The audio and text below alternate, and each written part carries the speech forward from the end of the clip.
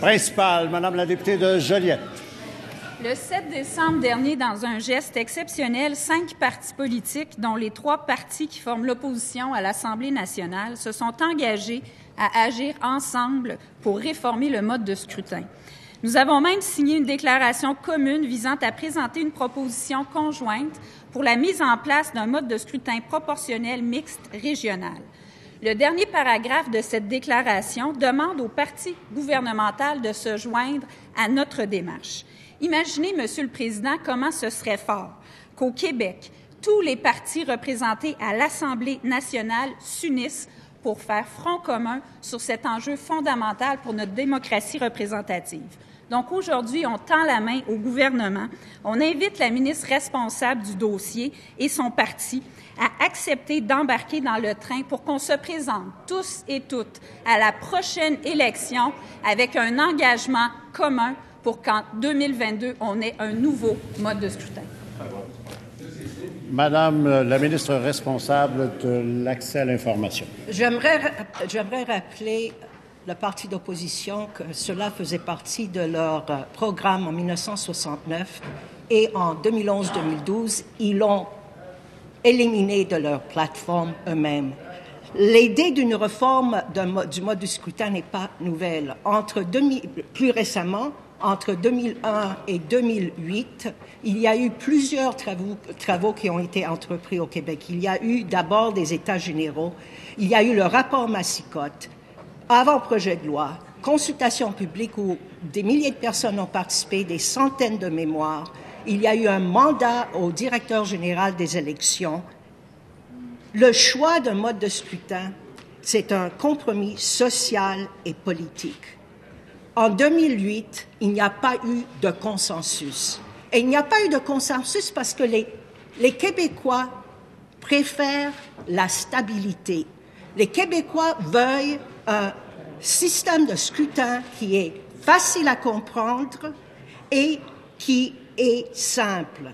Un système qui va produire des gouvernements stables et forts avec des députés qui représentent leur région. Première complémentaire, Madame la députée de Joliette. S'il y a eu des tergiversations dans le passé, c'est justement pourquoi on veut aujourd'hui une démarche formelle, commune, pour que tous ensemble, on prenne cet engagement.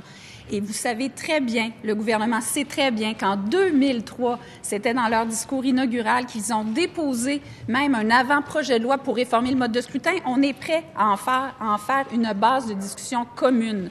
Est-ce que la ministre est prête à embarquer dans cette démarche unique et sans précédent?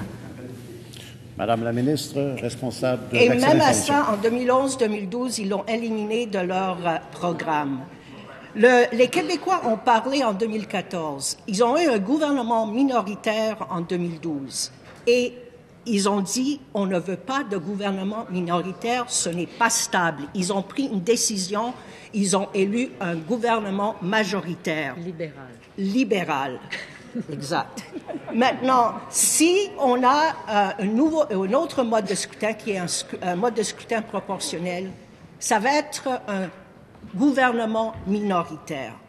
C'est pas un gouvernement majoritaire tel qu'on connaît aujourd'hui. Avec un gouvernement minoritaire, pour s'assurer qu'après, il faut avoir une alliance avec un autre parti.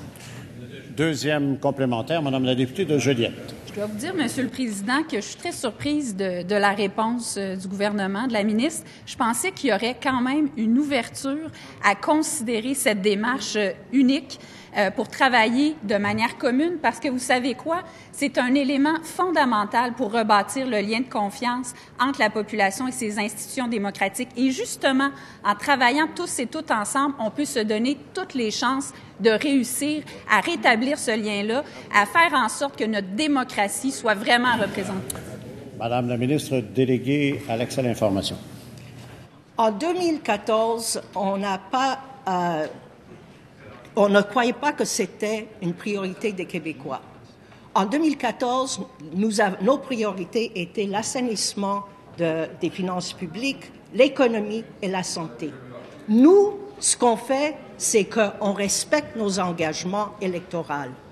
Maintenant, quand tu as un gouvernement minoritaire qui doit faire une alliance avec un parti qui est plus petit, comment on peut tenir ce gouvernement à son programme électoral. Ça va être beaucoup plus difficile. Quel poids aura le parti qui est plus petit vis-à-vis le parti qui est plus majoritaire?